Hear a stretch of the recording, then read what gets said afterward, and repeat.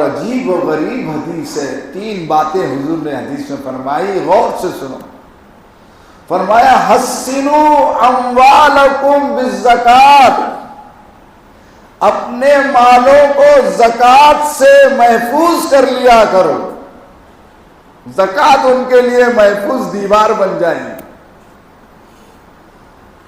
اور فرمایا وَدَاوُوا مَرْضَاكُمْ بِالصَّدَقَةِ, اور اپنے بیماروں کا علاج صدقہ دے کے کرو.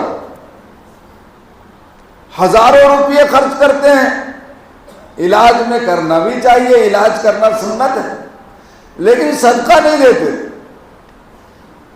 10 روپے کا, 100 روپے کا, 1000 روپے کا صدقہ نہیں کرتے.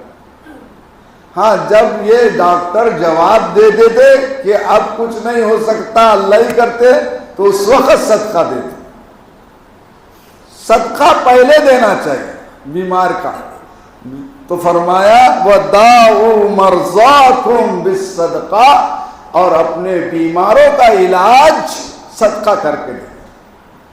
وَاسْتَقْبَلُوا أَمْوَاجَ الْبَلَاءِ بِالدُّعَاءِ وَالتَّضَرُّعِ, بلاؤں کی موجوں کا علاج اور استقبال کیسے کرو؟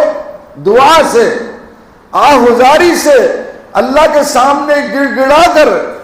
جو بلائیں اور مصیبتیں مسلمانوں پر آ رہی ہے, اس کا ایک علاج یہ بھی ہے کہ خوب رمضان المبارک میں اور غیر رمضان میں گڑ گڑا کر دل کی گہرائیوں سے, سچے دل سے پہلے توبہ کرو, اور اس کے بعد جو اللہ سے دعا کرو کہ یہ بلاؤں کی موجیں جو ہم پر چاروں طرف سے آ رہی ہے, اللہ ہماری اس سے حفاظت فرمائے. تو اللہ ضرور حفاظت کرے گا.